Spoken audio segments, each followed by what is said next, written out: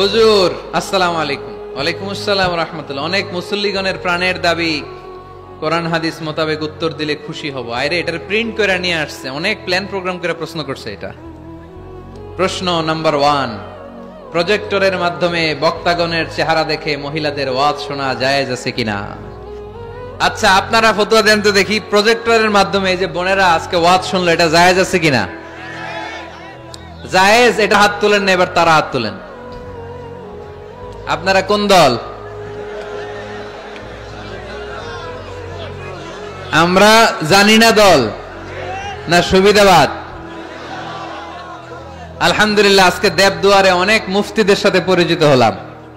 মুফতিরা ফতোয়া দিয়ে দিয়েছে। প্রথম অর্ধেক ফতোয়া দিয়েছে জায়েজ, বাকি অর্ধেক ফতোয়া দিয়েছে জায়েজ নাই। আচ্ছা শোনেন তাহলে উত্তরটা।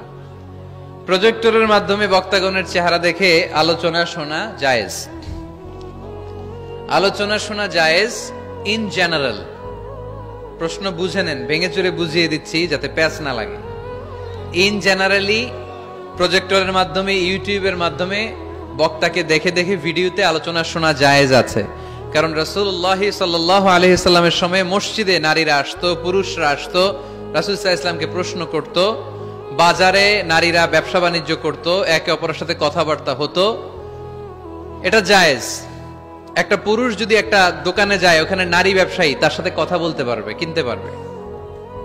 একটা টেইলার্স এর দোকানে যদি কোনো নারী যায় কাপড় কেনার জন্য, সেখানে পুরুষ ব্যবসায়ী তার চেহারার দিকে তাকাতে পারবে, কথা বলতে পারবে, যদি হেজাব পরে থাকে, শুধু ফেসটা খোলা, ফেসটাও ঢেকে রাখলে আরো ভালো। তার মানে পাবলিক প্লেসে নারী পুরুষের জরুরি প্রয়োজনে চাহনি, কথাবার্তা, এটা জায়েজ আছে, এটা জায়েজ। তাহলে প্রজেক্টরের মাধ্যমে বক্তাগণের চেহারা দেখে মাহফিল দেখা, এটা জায়েজ। সমস্যা কোথায়? সমস্যা হচ্ছে কোন নারী যদি কোনো বক্তার চেহারা দেখে অন্য কিছু ফিল করে, সে যদি তার প্রতি আসক্ত হয়, শুধু ওই মহিলার জন্য না জায়েজ।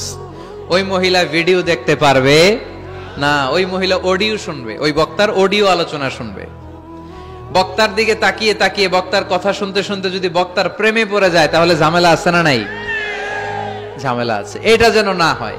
সে শুধু একজন স্কলার বা টিচার, শিক্ষক মনে করে শিক্ষকের কাছ থেকে কথা শুনতেছে, তাকাচ্ছে বা তাকাচ্ছে না, ওটাতে সমস্যা নাই।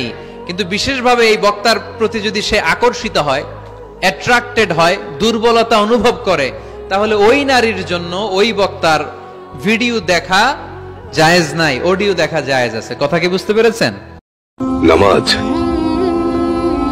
নামাজ হচ্ছে দিনের খুঁটি, রবের সঙ্গে সরাসরি যোগাযোগ, তার সামনে নিজেকে উপস্থাপন, আর এভাবেই তাকে দিনে 5 বার স্মরণ করবে।